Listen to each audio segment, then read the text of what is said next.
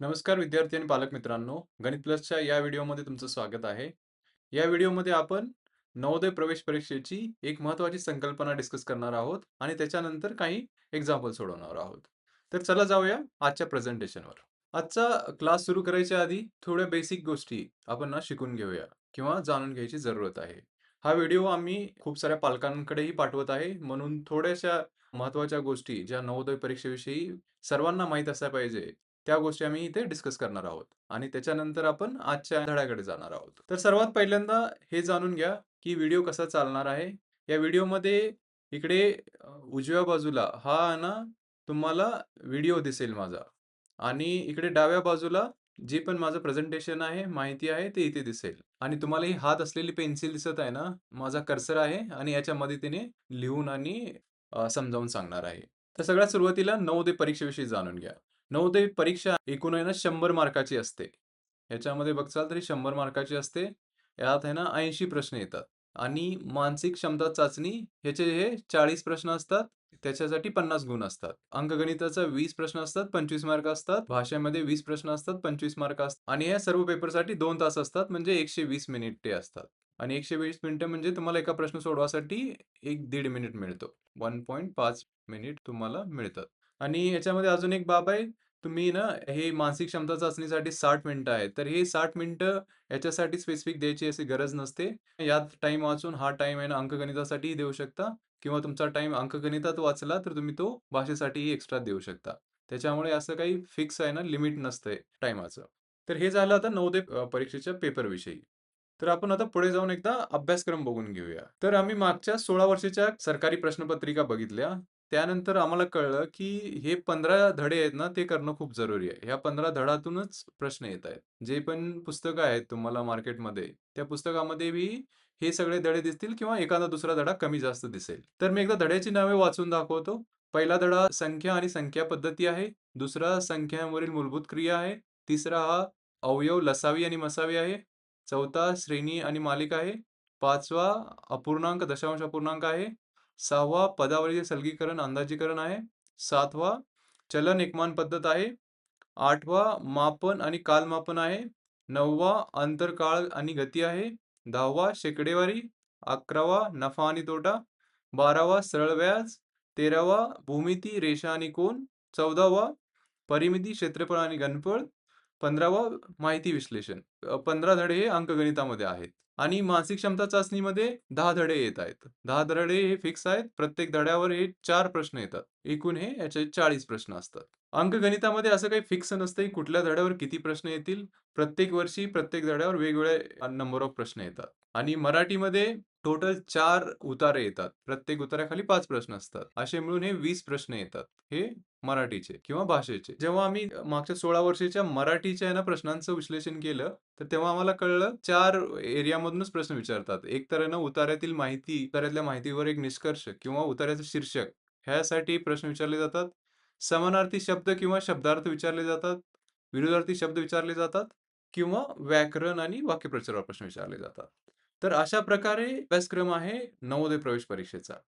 आणि ही परीक्षा तुम्ही मराठी किंवा इंग्रजी मीडियममध्ये देऊ शकता. आणि ह्याच्यामध्ये एक जाणून घ्या, की इथे एक मी टिप लिहिली आहे. नवोदयच्या एका जागेसाठी 100 विद्यार्थी परीक्षा देतात. म्हणजे 80 ना जागा असतात एका जिल्ह्याच्या. त्या 80 जागासाठी त्यांच्याकडे 8,000 ॲप्लिकेशन येतात. हा ना नवोदय समितीचा जो डेटा आहे तिथून आहे ना, मी नंबर घेतलेला आहे. तर आता जाऊया पुढे आणि बघूया मागील प्रश्नपत्रिकांचं विश्लेषण आणि आजचा धडा हा कुठला शिकवणार आहे त्याच्याविषयी विश्लेषण. तर आम्ही काय केलं मागच्या 16 वर्षाच्या प्रश्नपत्रिकेचं विश्लेषण केलं. तेव्हा आम्हाला काय कळलं 2011 ते 2018 मध्ये ना नवोदय विद्यालयाचा ना एक पॅटर्न होता, की त्याच्यामध्ये 100 प्रश्न यायचे आणि 100 मार्क असायचे. म्हणजे ना 1 मार्काला 1 प्रश्न असायचा. पण 2018 नंतर 2019 चा जो पेपर होता, त्याचा पॅटर्न बदलला होता. 2019 मध्ये ना जो होता तो पॅटर्न होता 80 प्रश्न आणि 100 गुण. म्हणजे 2019 नंतर परीक्षा ही थोडी सोपी झाली आहे. प्रश्न जे विचारले जातात तेवढ्याच ह्याच्यामध्ये कमी झाले आहेत. आता 80 प्रश्न विचारले जात आहेत. आणि 2019 नंतर जेव्हापासून पॅटर्न बदललाय तेव्हापासूनच्या प्रश्नपत्रिकेचं आम्ही विश्लेषण केलं. तर तेव्हा आम्हाला कळलं, की सगळ्यात महत्त्वाचा जो धडा आहे गणितामध्ये, तो आहे हा तुमचा अपूर्णांक आणि दशांश अपूर्णांक. त्याच्यानंतर नेक्स्ट जो महत्त्वाचा धडा आहे पदावलीचे सलगीकरण आणि अंदाजीकरण. तर ह्याच्यामध्ये हा किती महत्त्वाचा आहे, ह्याच्यातून किती प्रश्न येतात तुम्हाला कळेल जेव्हा तुम्ही आहे ना बॅचमध्ये ॲडमिशन घ्याल. पण मी तुम्हाला आता एक उदाहरण म्हणून सांगतो किंवा आजचा जो धडा आहे त्याच्याविषयी सांगतो. पदावलीचे सरलीकरण आणि अंदाजीकरण हा जो धडा आहे, याचे 2019 मध्ये 1 प्रश्न आला होता. 20 मध्ये 5 आले होते. 21 मध्ये 4 होते. नंतर 22 मध्ये 3 होते. 23 मध्ये 1 होता. 24 मध्ये 3 होते. 25 मध्ये 1 होता आणि 25च्या दुसऱ्या पेपरमध्ये 2 होते. 2025 मध्ये दोनदा परीक्षा झाली होती. 2025 मध्ये जानेवारीमध्ये 1 पेपर झाला होता आणि डिसेंबरमध्ये 1 पेपर झाला होता. हा जानेवारीचा आहे, हा डिसेंबरचा आहे दुसरा पेपर. तर मागच्या 3 वर्षाची सरासरी बघितली तर 2 ते 3 प्रश्न तर जरूर येत आहेत आणि कधी-कधी हे 5 प्रश्न पण ह्या धड्यावर आले आहेत. म्हणून पदावलीचे सरलीकरण आणि अंदाजीकरण हा खूप महत्त्वाचा धडा आहे आणि तोच धडा आज आपण डिस्कस करणार आहोत. तुम्ही जेव्हा बॅचमध्ये ॲडमिशन घ्याल तर तुम्हाला ना हे पूर्ण विश्लेषण हे दिलं जाईल आणि तुम्हाला सांगितलं जाईल, की कुठले धडे खूप महत्त्वाचे आहेत आणि त्याच्यावर जास्त फोकस करायचा आहे. कुठल्या धड्याचं खूप जास्त वेळा रिव्हिजन करायचं आहे. त्याच्यामुळे तुम्हाला ना परीक्षेमध्ये पैकीच्या पैकी मार्क घ्यायला खूप फायदा होईल. असे पण खूप सारे धडे आहेत ना, ते 2019 नंतर क्वचितच विचारले जातात आणि किंवा 2019 नंतर विचारलेच गेले नाहीत. पण तरी पण आपण शिकवतो कारण की होऊ शकते नवोदय समिती पुन्हा त्यांना विचारेल. म्हणून आपण 2011 पासून ज्याही धड्यावर प्रश्न विचारले गेले आहेत, तो धडा आपण शिकवणार आहोत.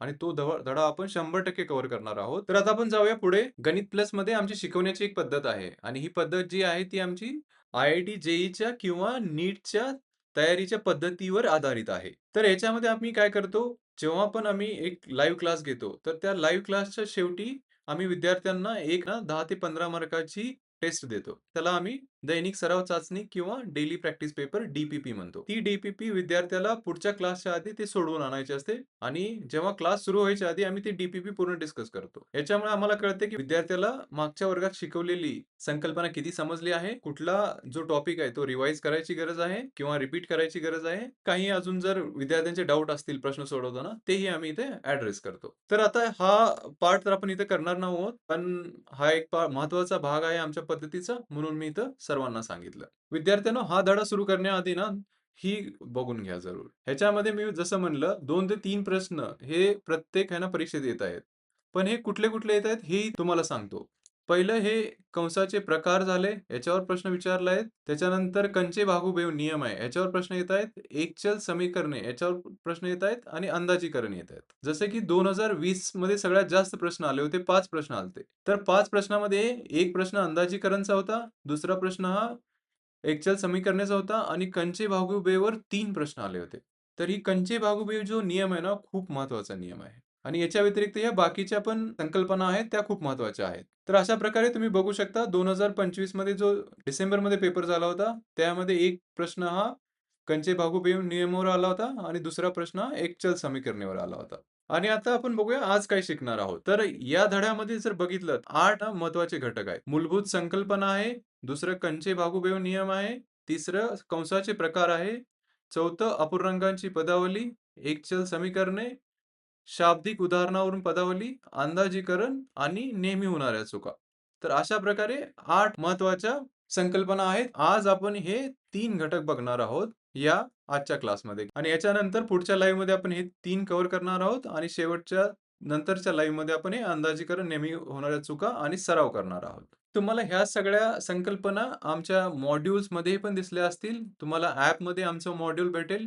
मी एकदा तुम्हाला मॉड्यूल हे ओपन करून हे दाखवतो, की त्याला कसं वाचायचं आहे आणि सगळ्या विद्यार्थ्यांना क्लासमध्ये यायच्या आधी मॉड्यूल पण वाचायचं आहे. जसं मग मागच्या क्लासची DPP करायची आहे, तसंच पुढच्या येणाऱ्या क्लासचं मॉड्यूल वाचून यायचं आहे. कसं होईल, की तुम्हाला काही जो सोपा सगळ्यात भाग आहे, तो तुम्हाला पहिलं समजेल आणि जे अवघड भाग आहे, त्यासाठी तुमचा ब्रेन इथं तयारीत राहील. जे मॉड्यूल आहे किंवा ई-बुक आहे आमचं, ते एकदा पाहूया. हे आहे आमचं मॉड्यूल. याच्यामध्ये तुम्हाला भेटेल या धड्याच्या पूर्ण संकल्पना. म्हणजे जेवढ्या पण संकल्पना आहेत, सोप्या असतील, मध्यम असतील, कठीण असतील, मागच्या 16 वर्षामध्ये जेवढे पण प्रश्न आलेले आहेत, त्या सर्व प्रश्नांना कव्हर करून आणि जेवढे पण आम्हाला वाटतं, की आता पुढचे विचारले जाऊ शकतात, त्या पण संकल्पना आम्ही यात इन्क्लूड केलेल्या आहेत. त्या सर्व संकल्पना तुम्हाला ह्याच्यामध्ये दिसतील. तर सुरुवातीला ही अनुक्रमणिका असेल आणि ह्याच्यामध्ये हे जे पण घटक आहेत, जसे की मूलभूत संकल्पना हा पहिला घटक आहे. त्यानंतर कंचे-भागोबेव नियम आहे, कंसाचे प्रकार आहे, अपूर्णांकाची पदावली आहे, एकचल समीकरणे आहे.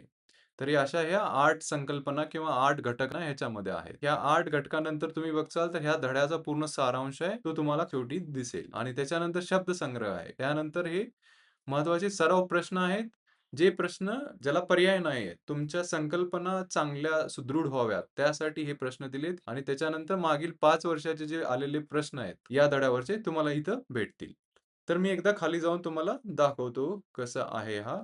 तर हे पदावलीचे सरलीकरण आणि अंदाजीकरण आहे. हे आपण जो पी-पी-टीमध्ये बघितलेला जो टेबल होता, तो टेबल तुम्हाला इथं दिसेल. त्याच्यानंतर ही मूलभूत संकल्पना आहे. जसं की पदावली म्हणजे काय आहे? पदावलीची व्याख्या इथं दिली आहे. त्यानंतर पदावलीसाठीची नियमांची गरज काय आहे? ते आहे ना तुम्हाला इथं समजावून सांगितलं आहे. त्यानंतर एक कंचे-बाहुबेवचा नियम आहे, तो इथं दिलेला आहे.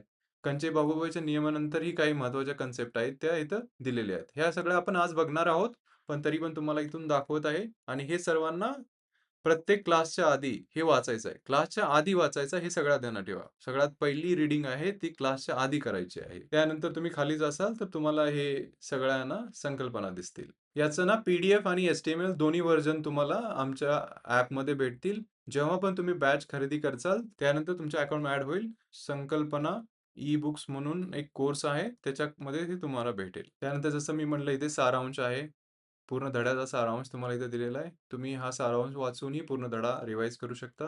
त्यानंतर जसं म्हटलं तर हा शब्दसंग्रह आहे. तर या शब्दसंग्रहामध्ये पदावलीची व्याख्या आहे, कंचे भागोबेची व्याख्या आहे, कंस म्हणजे काय आहे, रेखीय कंस म्हणजे काय आहे, चे म्हणजे काय आहेत. जे पण महत्त्वाचे शब्द ह्या आहे ना धड्यामध्ये आहेत, प्रत्येकाची व्याख्या इथे एक ना टेबल बनवून तुम्हाला दिलेली आहे. तर तुम्ही सोप्या रीती हे पण वाचून हा धडा जाणून घेऊ शकता किंवा एखादी जर कन्सेप्ट कळली नाहीये, तर तुम्ही इथे वाचली तरी तुम्हाला लवकरात लवकर कळून जाईल. पूर्ण धड्याच्या संकल्पना चाळत बसायची गरज नाही. त्यानंतर हे मी जसं म्हणलं, की प्रत्येक धडा झाल्यानंतर 10 ते 15 प्रश्न तुम्हाला मिळतील, जे तुम्हाला पर्यायाच्या व्यतिरिक्त आहेत. ते तुम्हाला सोडवायचे आहेत. या प्रश्नांचा उद्देश हा संकल्पना बिल्ड करणं असाच आहे.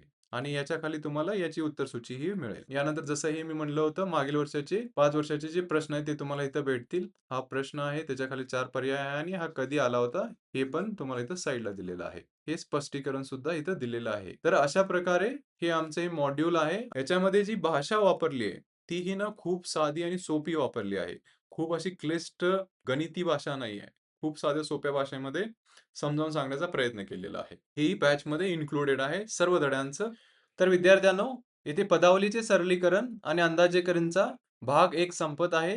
तर भेटूया भाग 2 मध्ये. भाग 2 मध्ये आपण शिकणार आहोत मूलभूत संकल्पना, कंचे-भागोबेवचा नियम आणि कंसाचे प्रकार. तर भेटूया पुढच्या व्हिडिओमध्ये. थँक